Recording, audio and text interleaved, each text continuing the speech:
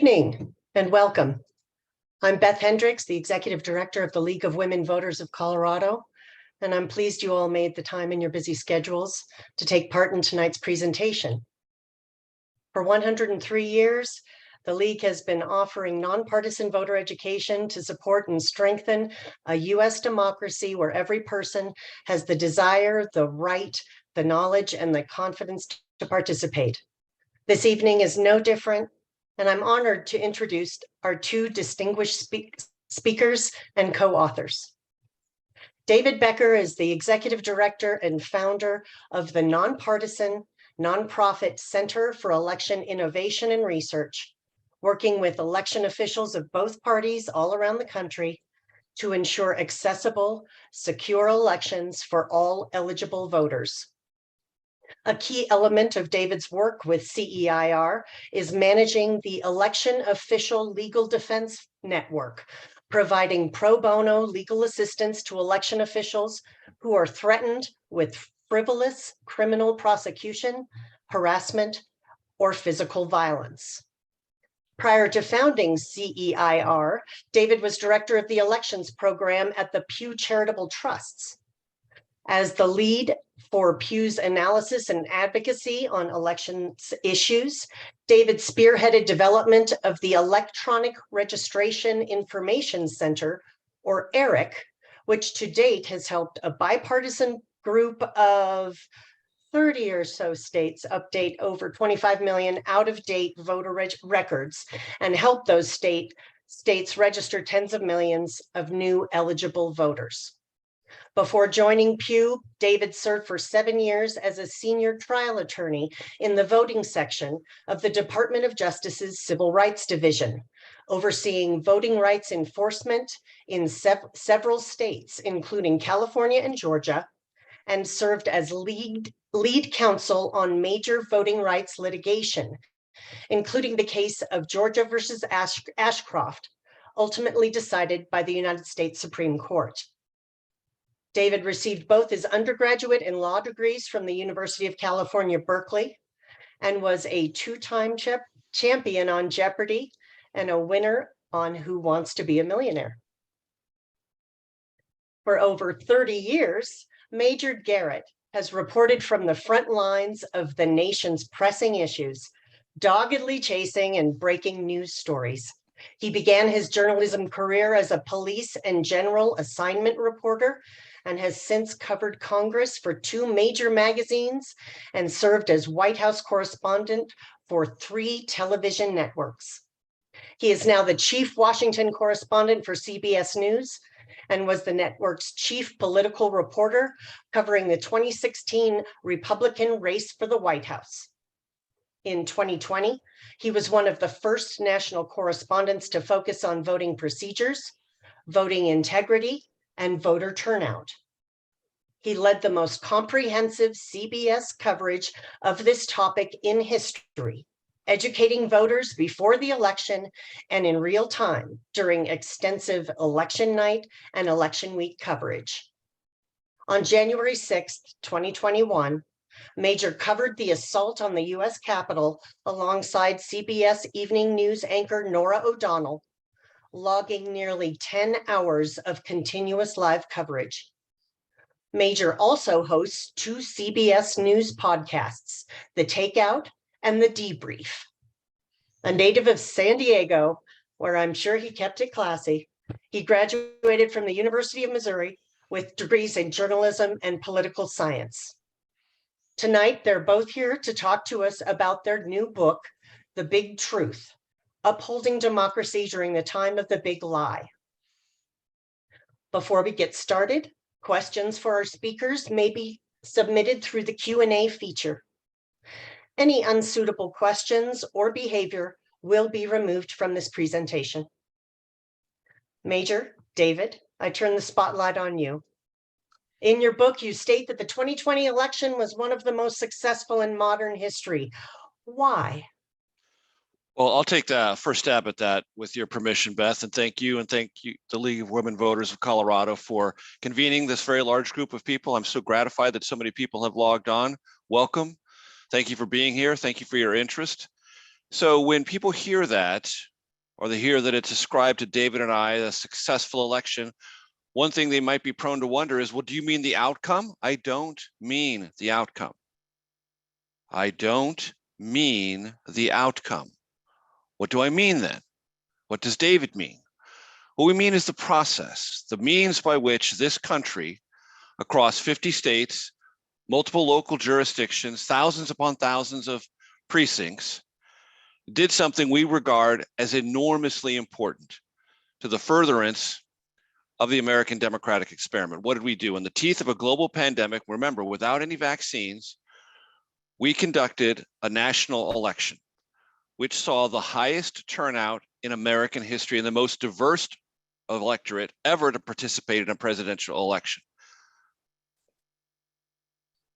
The highest turnout again in any election in our history. And we had to do this by adapting to all sorts of changes in procedures produced by justified anxiety, health and otherwise, about the pandemic. We didn't want voters to get sick. We didn't want people who count ballots to get sick. Conducting an election is a highly socialized experience for voters typically, and for those who administer elections. How do you get around that? Well, you create adaptations, but some of those adaptations still exposed people who work on elections to high risk. One of the risk populations was poll workers. Historically in our country, and I know this from experience because my mother in San Diego was a poll worker for 25 years. She did it well into her 70s. Our poll workers in our country typically are age 60, 70, and 80. What was the most vulnerable population in COVID at that time? People 60, 70, and 80. So 400,000 roughly previously experienced and well-educated and well-informed poll workers opted out. We as a country, via Zoom, via this technology we're using right now, trained 400,000 new poll workers to do the work to put this election on. And I know some in this audience might say, well, the rules were changed. They were changed. But I want you to know something about those changes. Some of them were looked at askance by Democrats, and some of those rule changes were looked askance by Republicans. And guess what happened before the election? More lawsuits were filed about those procedures and about the rules than before any national election in our history. There was more pre-litigation conflict than we'd ever seen before. All those lawsuits were resolved. What does that mean? That means everyone understood what the rules were. Democrats knew what the rules were, Republicans knew what the rules were. And not incidentally, Republicans won a higher percentage of those legal challenges than did Democrats. But the most important part of that is everyone understood what the rules were. The Republican National Committee knew what the rules were. The Democratic National Committee, state parties knew what they were. County parties knew what they were. And those rules were the ones that were followed because they had been litigated.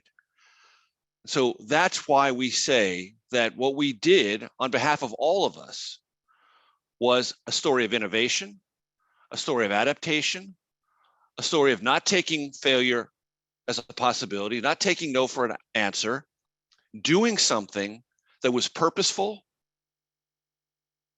meaningful, and universal. When I was a kid growing up in this country, that's something we as a country used to universally celebrate and point to as a sign of the strength of America. Guess what? It still is. Yeah, I'll just follow up on that. This is just a fact, we live in a very closely divided nation right now. We're about 50-50 in terms of Republicans, Democrats, who we prefer in presidential elections and in congressional elections. And it shouldn't surprise any of us when any outcome occurs. The candidate we voted for won, the candidate we voted against won. That should not surprise any of us. And it's a simple fact that regardless of how our friends, neighbors, and family members voted in past elections, we've all experienced the sincere disappointment of losing an election that we really thought was important, and we voted for the losing candidate. That's understandable. It doesn't make you a bad American. Whether you're a Democrat who lost in 2016 or a Republican who lost in 2020, that's the best of America. You go and express your position, but there are facts about the elections. And it's important that if you support your candidates, whether they be Republicans or Democrats, liberals or conservatives, that if you happen to lose an election, that you learn the proper lessons about why you lost so you can live to fight another day, and hopefully your position will win in the next election. And what we're seeing is that is being turned on its head. And back to your original question, Beth, and again, thanks to you and to the League of Women Voters for hosting us tonight. We're very appreciative. The simple facts around the 2020 election are this. It was, simply put, the most transparent, secure, and verified election in American history. All the more remarkable, as Major said, because it was done in the middle of an unprecedented global pandemic, where election officials, the civil servants who facilitate our democracy, men and women who don't get paid very much, who work incredibly long hours, whether they're secretaries of state, county election officials, or volunteer poll workers, your friends, family members, and neighbors, some of whom you might agree with politically and some of you might disagree with politically, somehow managed to facilitate the highest turnout election in American history. And in 2020, the facts are these. We had more paper ballots than ever before. A lot of talk about paper ballots and we need to move to paper ballots, but what's being lost in that is we've largely succeeded in that already. By 2020, 95% of all ballots in the United States were cast on paper, including all of the ballots in every single battleground state. The only states where there's significant numbers of non-paper ballots, digital ballots still being cast, are states like Texas and Tennessee and Mississippi. These are not battleground states. They're overwhelmingly red. They are moving towards paper, which is a very good thing. But in every single battleground state in 2020, there was paper. That was not the case in 2016. The entire state of Georgia had digital ballots in 2016.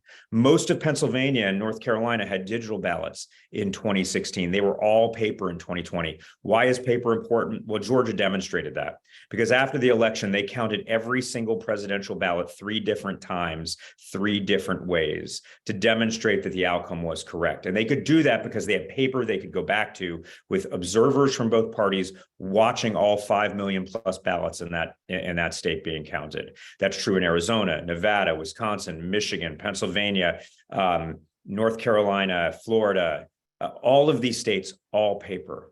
And that paper was audited. And what audits mean in the context that they were always set out to mean, not the kind of context that's been discussed lately, is there were rules set in advance of the election where there would be paper ballots reviewed to confirm that those counts of those paper ballots matched the machine counts. In every single case, those audits confirmed that the counts were correct. And then Major mentioned we had more pre-election litigation than ever before, clarifying the rules. That's not a bad thing. Neither Major nor I thinks it's bad when one party or the other tries to litigate over rules, especially pre-election. It's good to clarify the rules for election officials and for voters. And whether you're right or wrong, there's going to be an outcome that occurs, and then that's final before the election, and everybody knows the rules. And then famously, post-election, we had more post-election litigation by a large margin than ever before, with judges appointed by Republicans and Democrats, including at least 8 Trump-appointed judges, reviewing all of the evidence and confirming that the outcome was correct. That was unanimous.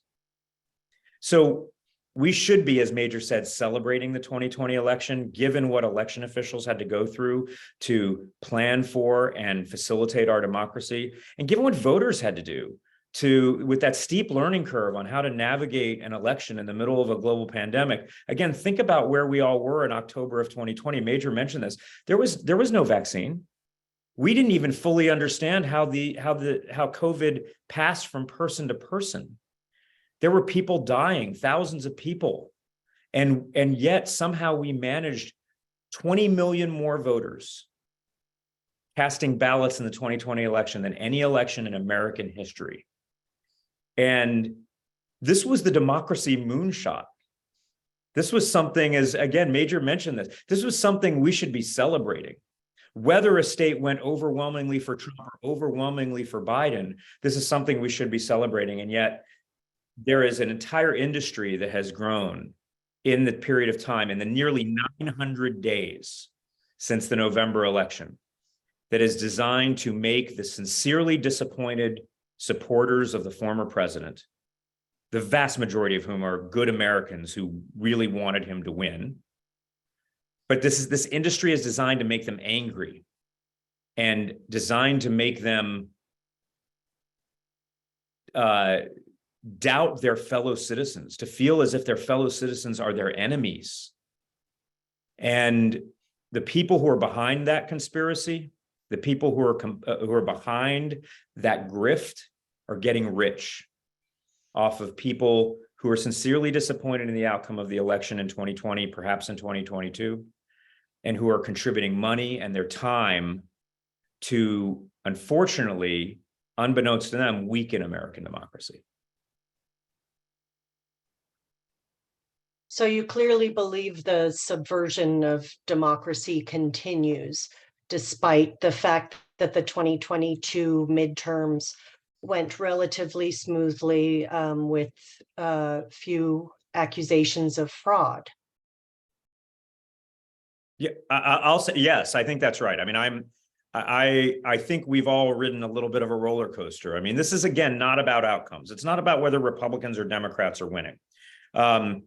I mean, the idea that there was a conspiracy of an international, globalist, liberal cabal who in 2020 somehow got about 500,000 Americans, half of whom were Republicans and voted for Trump, to secretly conspire to deliver the presidency to Biden, while at the same time delivering state legislatures larger margins for Republicans, just as we were hitting redistricting. Or in 2022, conspired with Democrats to deliver the House to Kevin McCarthy and the Republicans.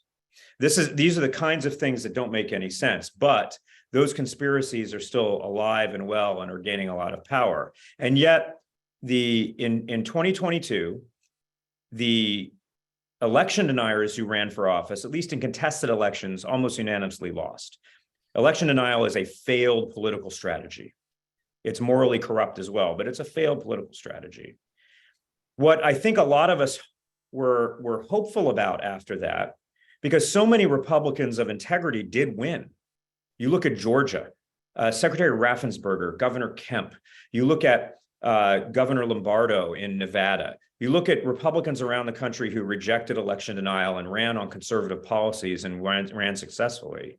And that should be the path that was followed. What I think is so troubling is, despite the hope that we might have had two rational parties arguing policy out in the public domain, what we're actually seeing is that a significant portion, perhaps a majority of the Republican primary electorate right now, and the grifters who are seeking to profit off of them, are not so much interested in achieving power and in winning elections, which you would think that's what a political party is for. What we're actually seeing is they're interested in raising more money off the grift, in pursuing the politics of grievance so they can get rich and line their pockets off of sincerely disappointed supporters who are shrinking in number. This is not a winning political strategy.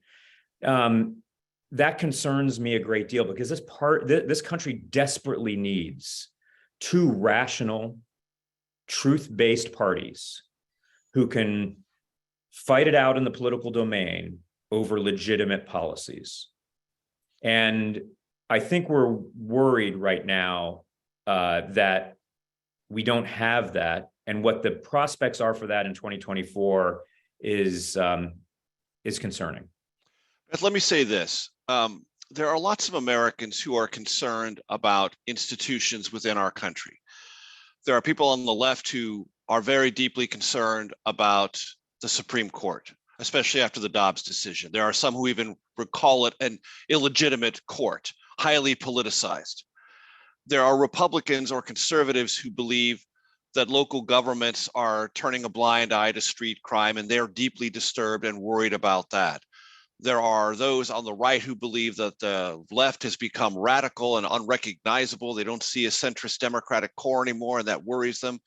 Similarly, on the left there, I think the Republicans have become authoritarian in their leanings, and they don't recognize a centrist Republican Party. All of those things are part of our political conversation, our roiling, argumentative political conversation. I'm not telling anyone to not believe any of the things I just described.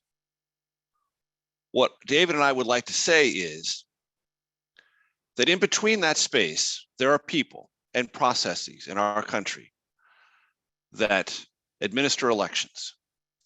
And these people and these processes do everything they can professionally to insulate themselves from that roiling political debate. And they build systems and processes that, as David said, have more paper ballots than ever. They have more checks and balances than ever. They have more ways to confirm results as they're being tabulated. They have done more in the last decade to strengthen believability in elections than had been done in probably the 50 years before that. We actually do this one thing. I'm not talking about the larger political debate, which is angry and feels angrier all the time. I'm talking about the thing in the middle of that, that is the means by which we try to resolve or at least confer authority within that angry debate. That process and these people are doing it better, more faithfully, more transparently, and more believably than ever before. And David and I stand in their defense.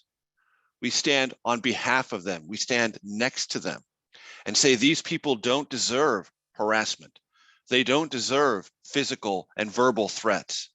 They don't deserve to be vilified in their communities for doing the one thing that is most important to trying to stand in the middle of this roiling left-right political argument in our country.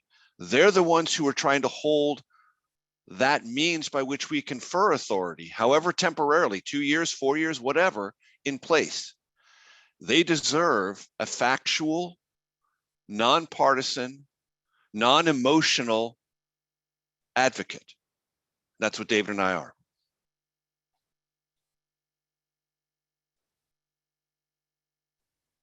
We have a question from Rona. Will you talk about the role that high numbers of unaffiliated voters hold in a democracy? So one of the things that we have seen consistently trending over the course of the past 20 years, as a variety of different, as registrations become more automated through automatic voter registration or online voter registration, et cetera, is that the percentage of voters who choose to identify as unaffiliated rather than with one of the parties is increasing.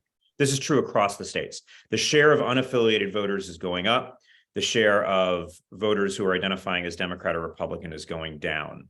There's a couple reasons for this. One is the expansion of kind of open primaries or situations where people can choose where they vote regardless of whether they've identified previously as a Democrat or a Republican. But another, I think we have some good evidence on is that whereas a lot of people who are perhaps mine and majors ages grew up identifying with a party, maybe their families identified with a party, they knew their family was Republican or Democrat. The younger generation is less inclined to do that. I think perhaps because of a negative connotation with both parties, that they don't want to identify with either. It's not as tribal necessarily with either. That being said, we have to recognize that the unaffiliated voter is a designation on a voter registration form.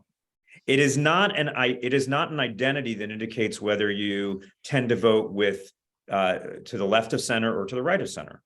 And so unaffiliated voters are often fairly consistent, either Republican or Democratic voters, but it's just hard to identify based solely upon how they register to vote. This is why you need to look at voting trends throughout the country. There, one of the things we saw, a great example of this is in the Deep South, where historically, since the Civil War, Democrats vastly outnumbered Republicans in registration. But starting around the 90s and certainly into the 2000s and after that, Republicans started winning elections, it didn't matter what the voter registration was. The identity of a lot of those voters was conservative, and they voted for Republican candidates. So I think we need to look at voting trends in a lot of these states. And it's, I would say for my work and my research, I usually discount the registration identity of voters as indicative of anything. Major, did you have anything to say? So real quickly, both political parties and candidates understand that the unaffiliated or so-called independent voters have a tendency to sway. Sometimes they'll sway with the atmosphere of the national mood. Sometimes they'll sway on a statewide issue that's particularly resonant. And they might lean ever so slightly Democratic, or they might lean ever so slightly Republican, but they can go back and forth. And so they try to do, meaning candidates and parties, as much research as they possibly can about their voting history. This is where the micro-targeting comes in. They try to find out what magazines they subscribe to, where they buy their groceries, what restaurants they go to try to find out as much as they can about them to appeal to them, either with direct mail or text message outreach, or if they are watchers of television, which television are they most likely to watch? Do you drop something in on a streaming show, Cooking Food Network, or something like that? All of that is very much designed to try to find and motivate these voters. When I was talking earlier about turnout and these high turnouts in the last three elections since 2016, 2018, 2020, and 2022, one of the things that introduces, high turnout, is unpredictability. Why? Because people who didn't vote before are now voting. And guess what the parties don't know? They don't know anything about someone who hasn't voted before. They'd like to know, but they don't know until that voter casts a vote. So the unpredictability creates an idea, well, that wasn't what we were expecting to happen. That's right.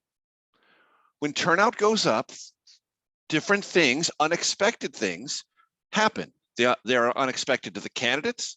They're unexpected to the state party. They're unexpected to the national party. I'll give you one quick example. The 2022 election.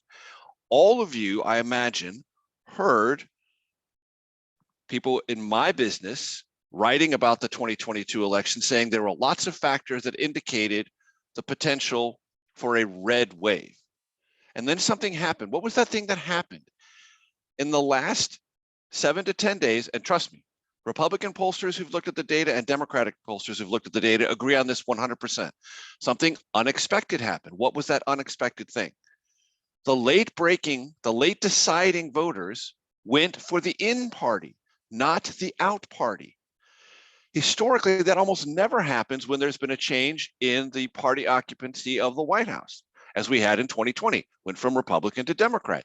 Usually the out party, in this case, the Republicans, benefits from all those undecideds who break late. Historically, they've broken for the out party. But in 2022, unexpectedly, they broke for the in party. And guess what? That was unexpected to almost all concerned. Pollsters, state parties, national parties, candidates, and journalists. But it happened nonetheless. When there's higher turnout, and when you have within that turnout a higher percentage as compared to previous elections of either independent or unaffiliated voters or first-time voters who are either Republican or Democrat, unexpected, highly interesting, and highly unpredictable things are going to happen. Okay. What effect do you think the Dominion lawsuit will have on the current state of journalism, if any? So the lawsuit will go to trial in Delaware on Monday. Jury selection will begin Thursday and Friday. I don't know what's going to happen with that lawsuit. I've read lots of articles from learned people who are much more schooled and experienced in media law than I am. I studied media law as every journalist does in college, but it's been a while. I will say this, the disclosures that have come forward so far do not paint a credible picture about the internal knowledge of Fox News, where I used to work. I worked there from 2002 to 2010. Anyone can figure that out. Some in this audience may remember that. It doesn't paint a credible or reassuring picture of the journalism and the journalism instincts and motives inside Fox News now. Now, there are those who defend Fox who say the disclosures so far have been cherry picked. We'll have a chance to hear in trial court. If there's anything else that's more favorable to the journalistic rigor, quote unquote, of Fox News about these issues. But there does seem to be some evidence to suggest that there was knowledge internally, or at least deep skepticism about the allegations of voter fraud, that they were not believed, and yet they were propagated nonetheless. And there's some evidence to suggest that the reason for that was to chase an audience, because the audience wanted to hear that and to maintain audience share, and therefore the business prospects of a corporation, decisions were made that do not look consistent with the fundamentals of journalism. Whether they're defamatory or not, I don't know. That's not my area of expertise. But I know so far what has been revealed, not in the mouths of critics of Fox News, but by people who worked there and were a part of the decision-making process, are not consistent with credible, rigorous journalism. And what effect that will have on journalism writ large, I don't know. But I know for anyone who's looking at that and asking themselves, what happens in the discovery process in an aggressive defamation case, this is what happens. And if your linen is soiled and badly soiled, guess what? It's going to be on the clothesline for everyone to see. Yeah, I'm going to focus on it not so much from a journalistic perspective, because I'm a lawyer and someone who's worked in elections and voting for quite some time. But I want to say this about the Dominion lawsuit against Fox. I think Major and I would both call ourselves institutionalists. I mean, we believe in the institutions of the judiciary, for instance, and it is very easy for people across the political spectrum, especially on the fringes, to delegitimize institutions when they don't like the outcome that the institutions give them. We are going to get a chance with the Dominion lawsuit of allowing an institution, the judiciary, to review this defamation case. And I trust the judiciary to do that. One of the things that has been missing over the last nearly 900 days since the November 2020 election is accountability for people who have been blatantly lying about the election, whose lies have led to threats and harassment of our fellow citizens. In particular, and Major pointed this out before, the men and women, our friends, family members, and neighbors who run elections. There is an entire county in Virginia whose elections office just resigned in the last few days because of an onslaught of harassment in a deeply red county. This is happening all over the country, and it's happening in Colorado right now. There are election officials on this call right now. I'm not going to embarrass you by mentioning your names. Colorado is blessed with incredibly professional election officials. Some of them are conservative Republicans, some of them are liberal Democrats, some of them are somewhere in between, because as you know, people who know Colorado as I do and as many other people do, there are counties that are deeply blue and deeply red within Colorado, and they reflect their constituencies very well. Colorado runs outstanding elections. It's partially because of the laws, but it's mostly because of the leadership, particularly of local election officials throughout the state who consistently give good elections, manage good elections in the state. But with regard to this Dominion lawsuit, this might be one of the big efforts to create accountability for those who have been spreading these lies. That has been sorely missed. I'll just say briefly, because I know there's some lawyers on this call also. For those of us that went to law school, every single law school teaches the case of New York Times versus Sullivan. I know every journalist knows this case. It is the case that established the incredibly high bar for bringing any case of defamation against a media organization about an issue that was in the public, that's of public interest. Very, very high burden. Such a high burden, in fact, that it's almost impossible to win these cases. This case, this Dominion lawsuit against Fox News, will be right after that in every single law school textbook as soon as it's been decided. Because there is a standard that was created by New York Times versus Sullivan called actual malice, meaning that the media organization had to intend to spread lies and cause harm. I'm being somewhat general about that. And when you read some of the evidence that has come out so far, it certainly appears like this is one of the first major cases where the plaintiff has a very strong case to be made. And whether you support President Biden or you supported former President Trump, we should trust this process. We should trust the institutions. We should trust the adversarial process. I will guarantee you both Fox News and Dominion have very good lawyers. They are making their best case. And regardless of what happens, you can't complain that one side or the other didn't have the opportunity to make that case. And we should let that play out. And Beth, very quickly, quite separate from the lawsuit, the decision desk within Fox called Arizona earlier than several other networks, mine included. So did the Associated Press. The decision desk within Fox got that call right. They were first and right. The people responsible for that decision were fired. That should tell you something. Okay, we have two questions from the audience that are somewhat related. I'm going to paraphrase Jesse's question. Why not implement proportional representation like 95 other countries in the world?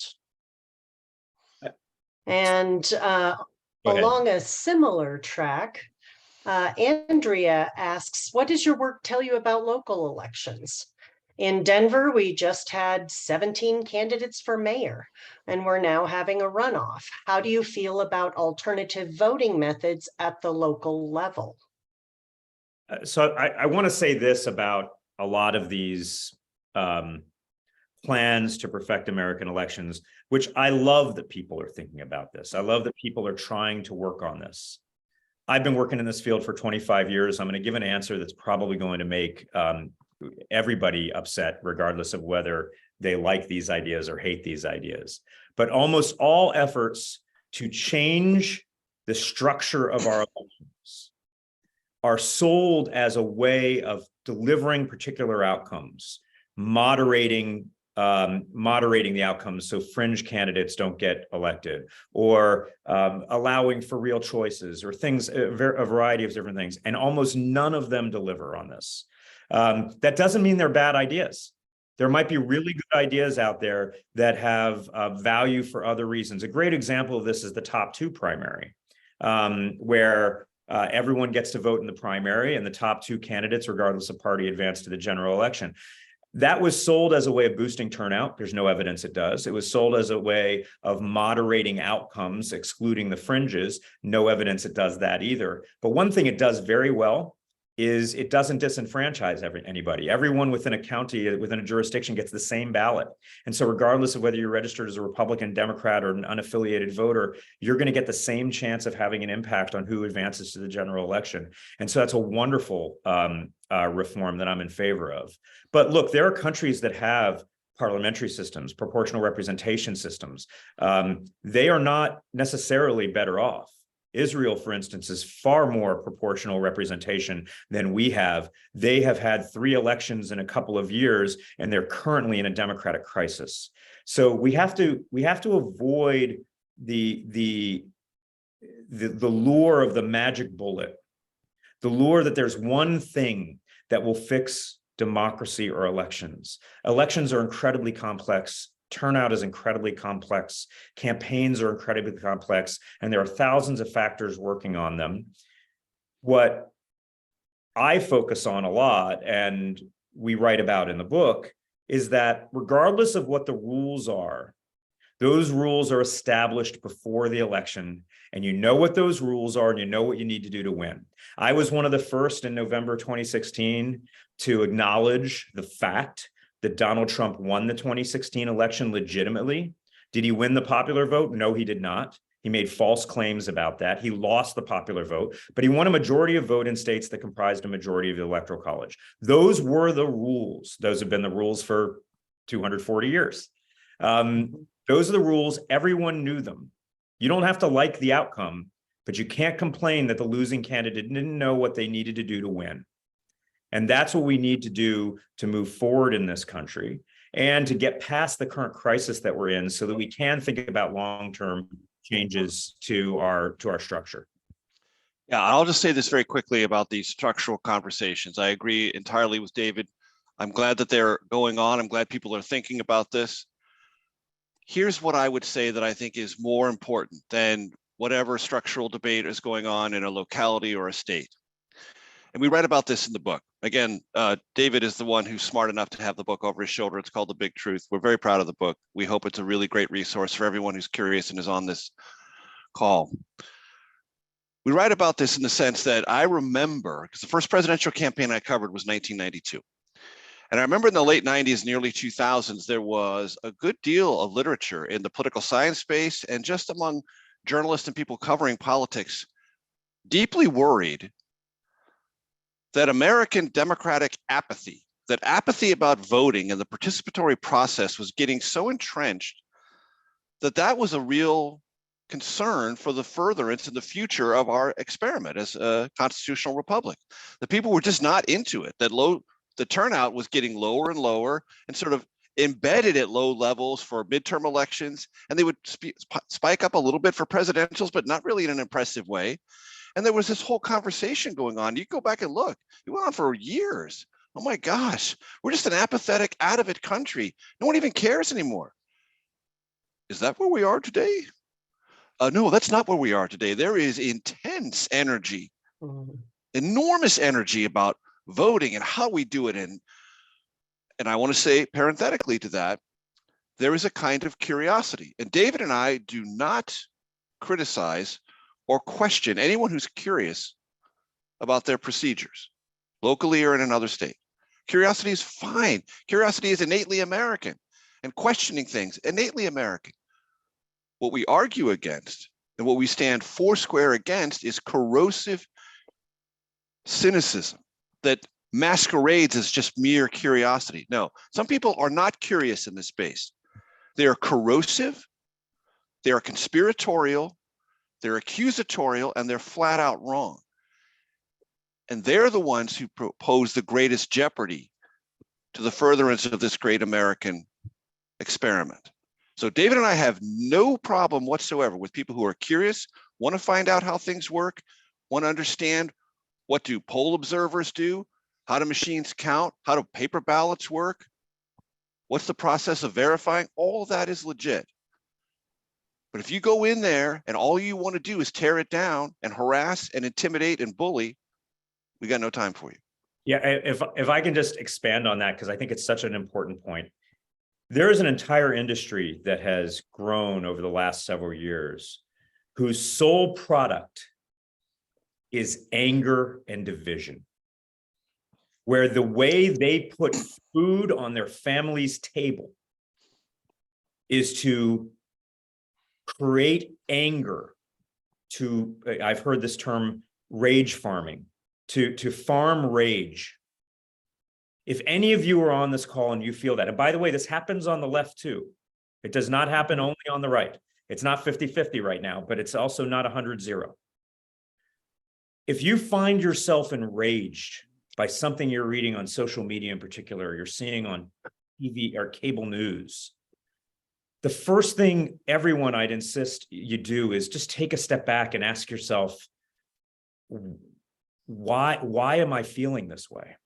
Why am I being directed to hate my fellow citizens, to hate them because they have different views than me on various policy positions? And who benefits from that? And the answer is really clear about who benefits from that. It's not one side or the other in the United States. We're divided. We're 50-50. It's dictators in Moscow and Beijing and Tehran. They benefit. It's one of the reasons that they amplify all of this division across the United States to people. They want us to hate each other. And one of the things I hope, if people read this book, particularly if you have sincere doubts about the 2020 election, Major and I want you to read this book. And I think what you'll find is we're not saying like the outcome of the election. We're not saying become a Biden Democrat. The last thing we're saying is that. Exactly. But what we're saying is we are Americans first. And by definition, 40 to 49% of Americans, maybe 50% of Americans in any given presidential election are going to be disappointed in the outcome. That's how democracy works. And that doesn't mean that we should hate each other. It means in 4 more years, you've got another campaign to run and another opportunity to persuade a majority of Americans. When a political party in this country rejects some of that and rejects majoritarian rule, kind of gives up on persuading a majority of Americans and embraces minority rule, we're in real trouble. And you know, that's one of the themes of the book and something that worries us for 2024 going forward. Jill asks, what influence do you see younger voters having in the future with reference to their interests in the environment, abortion, and gay rights? So that's a political question, and I'm happy to entertain it. That's not what our book's about, just so everyone understands. Our book is not about the politics around elections. Our book is about how we conduct our elections and why that process is believable, verifiable, and resilient, and why it's important to understand that so we can have this other conversation about issues. But I mean, very, very quickly, very simply, turnout among voters 18 to 30 was high in 2020, it was high in 2022, it was a little bit higher than expected in 2018. And that broke mostly in the Democratic direction for some of the issues that were just mentioned. Is that a permanent state of affairs? I don't know. Certainly issues related to either LGBTQ rights or abortion access and what's happening at state legislatures is having an effect. There is clearly a conversation going on, and you can see it across social media among younger voters about climate and the sense of what is the future of sustainability and our resilience, and what are we doing about it from a policy perspective. I think one of the reasons that remnants of the president's Build Back Better agenda actually were passed is because most Democrats felt that they had to do something responsive to that, and they did. Whether that proves to be successful politically in 2024 is going to be one of the great questions of that election. I mean, just on the political side of this only, if, and it is still in the category of if, President Biden is the Democratic Party nominee, and if, in the category of if, former President Trump is the Republican Party nominee, we're going to have an interesting conversation, because the week that former President Trump announced his campaign, I was in Mar-a-Lago when he did it, he said the country doesn't understand how bad things are and how terrible they're going to get. That very same week, President Biden, speaking at the White House about some economic data, said the country doesn't know how good things are and they don't know how good they're going to get. Well, if they're the nominees, guess what we're going to decide in our country in 2024? We're going to decide who's right. Yeah, I'll just add with regard to youth voting. Major's right. The youth turnout was up in the last few elections, but it was still very much lower than turnout amongst other groups. And I think there's, you know, one of my big themes that I'd love for people to take away from this is that almost any single magic bullet theory of elections and politics is wrong. They might be right to a small degree as a contributing factor. Certainly young voters contributed in some areas to some wins, but still they're a relatively small percentage of the electorate. I mean, we're talking about maybe 1 in 8 voters is under 30 in many cases. And that's, so this can have an impact in very close races, but in a lot of races aren't close. There's a lot of work to be done and a lot of, and to kind of get more get higher turnout amongst younger voters, to get them to turn out at rates similar to people who are slightly older, in their 30s and 40s. And that work has largely not been successful. And so there's still room for improvement there. I was unusual in the 80s when I turned 18. I was so excited, obviously this is before online voter registration or anything else. I found my registrar, got a paper form, took, the subway to the registrar's office and filled it out the day I turned 18, because I was just so darned excited to vote in an election for the first time. That is not normal. I vote in every election. I don't care if it's a special election for dog catcher and I don't know any of the candidates and there's no party on it. I'm there. I'm guessing all 95 people on this call probably do the exact same thing. We are weird. I mean, it is wonderful weird, I'd like to think, but we are weird. And getting to that point is going to be really important. And we also have to get away from the idea that this is only in general elections or presidential elections. A lot of the questions relate to structural reform that's designed to drive more choice and move us away from the extremes. So if more people participated in primaries, we wouldn't have that problem. If more people, do you know how many people voted in the 2016 primaries for either Hillary Clinton in the Democratic primary or Donald Trump in the Republican primary? It was a total of about 15 million people. That's less than 10% of the American electorate who voted for one of the two candidates who ultimately was going to be president. And Beth, with your permission, I'll throw in a couple of things that I think are helpful in this general conversation. People assume things that they think are probably true about elections, but aren't actually true. Whenever I'm in a large group, I ask people, so tell me, what state do you think gave Donald Trump the most votes in 2020? You know what they usually tell me? Texas. And I say, no. And they say, must have been Florida. I say, no. It's like, what? California. By a long shot. And then I tell them, you know what? In Los Angeles County,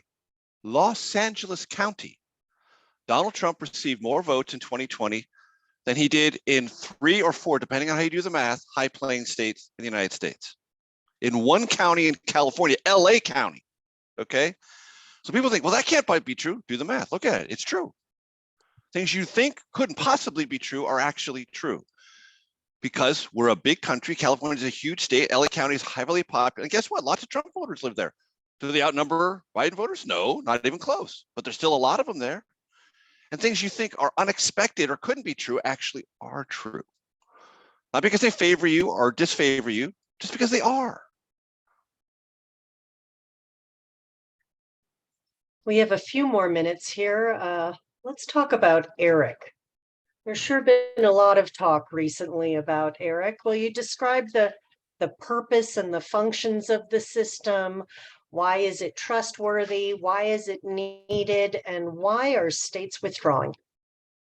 So I'm going to do my best here in a very short period of time to describe it. Eric came about as a result of many years of conversation with a bipartisan set of election officials around the country that I led.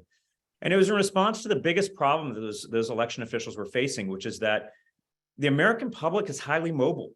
About a third of American voters move in a 4-year period, many of those moving multiple times. And when people move, when they have a life event, moving, changing their name because of marriage or divorce, for instance, or coming of age, they know to go to their DMV in most cases, but they don't update their voter registrations because most people don't think about voter registration until election is upon them. That creates real problems for election officials because in the meantime, they've got all these small elections, these primary elections. They're sending mail out to voters, telling them what elections are coming up and where to vote. And that mail might be going to the wrong place. It's a problem for election integrity. In addition, third-party groups are driving a lot of paper voter registration. When are those paper voter registration forms dropped? They're usually dropped in days before the deadline, right before a major election like a presidential election, causing real problems in processing them. And states would like to direct more voter registration to their online voter registration systems. Colorado has a great one, which instantly validate the information the voter gives against the DMV records. It's much more secure. And so Eric was an effort to try to address that without creating a federal system, which was something that states didn't really want and was not likely to be viable.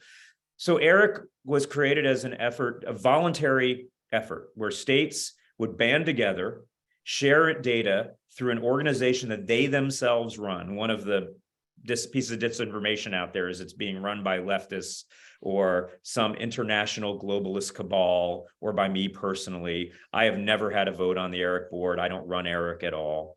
It's run by the states. The chair of Eric in 2022 was Ohio, which is one of the states that recently left. And they all said how great Eric was right before they left. Eric has been able to identify tens of millions of records that were out of date, enabling states to contact those people, get those records up to date well in advance of a big election. It's directed people to online voter registration, which is much more secure. And it's helped states identify voter fraud. Literally days before, I think one day before Florida withdrew, they were trumpeting the fact that Eric had given them data which allowed them to prosecute someone who had double voted between states. And so the states that are leaving Eric are actually really handcuffing their possibility, their own election integrity. They're cutting off their nose to spite their face.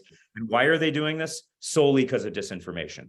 They voluntarily joined Eric. They knew what Eric did at the time they joined. They were passionate about Eric up until the time that election deniers were spreading lies about it. And rather standing up to the disinformation, they succumbed. And that's a real warning sign for the future. You know, one of the lies we often hear is that Eric is a leftist tool to deliver Democratic victories. Well, tell Florida that. Yeah. Because Florida joined in 2020. And we all remember how Florida went totally blue in 2020, right? Right. It had the biggest Republican margin of victory in the state's history.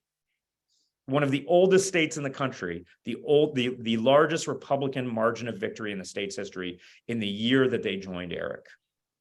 So these things are myths. This is disinformation. It's unfortunate because it is one of the rare bipartisan success stories in the country. But that being said, Eric's doing fine. It's the states that have left that are going to suffer. Eric still has over half the states in it. It still has over half the voters in those states. Colorado is an active member along with many of the states in the West. They are getting that good information and their elections are going to be better for it as they run that system themselves and make sure that it's doing what it's supposed to be doing. Beth, I'll just say one real quick thing. One of the things that happens in the disinformation space about the 2020 election, one word you'll hear is anomalies.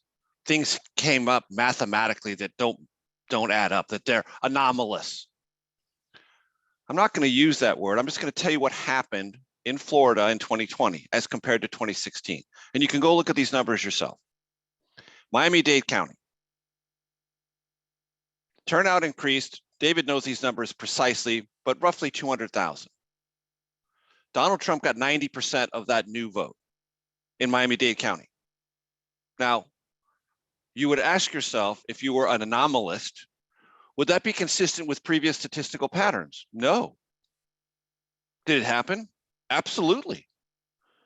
Do those who question from the Republican side the election of 2020 have any problem with that inconsistent, anomalous mathematical fact? No, they don't. Why? Because it benefits them. The selective questioning has almost nothing to do with process, procedures, verifiability, or accuracy. Only has to deal with outcome. And that's one example, but it's a very visible, mathematically inconsistent or anomalous example that you never hear. And guess what? What happened in 2022? DeSantis carried Miami-Dade. What does that tell us? That trend line that was first noticeably visible in 2020 carried on, meaning it was accurate. But because it was favorable to Republicans, it wasn't inconsistent. It wasn't anomalous. It was just what happened. Yeah. I mean, I'll just give another quick statistical point about Florida because I think it's a really important one. Florida was not an Eric in 2018. Governor DeSantis won his 2018 election by less than 0.25%. Went to a statewide recount. It was so close. Against a candidate who was later indicted. In 2022, after they had been in Eric for several years, DeSantis won Florida in the, I believe, the largest landslide in a gubernatorial race that state has seen. Those are just facts. I mean, and so what's unfortunate is the disinformation industry is trying to dismantle the infrastructure of election integrity. Eric makes elections more secure, which is a threat to them because it means losers of elections will have less of a claim that an election was stolen after an election happened. So Eric is a threat for that reason.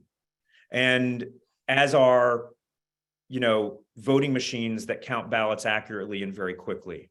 They want ballots to be counted over a long period of time and less accurately so they can create more confusion and chaos in the post-election period. Not because it's going to get them power, but because it's going to make them money. And this is the environment in which we live. And we've seen it in 2022. There are losing candidates whose sole form of income right now is the grift. And we're likely to see it in 2024. Well, that's a sober note to leave on, but that's what's happening.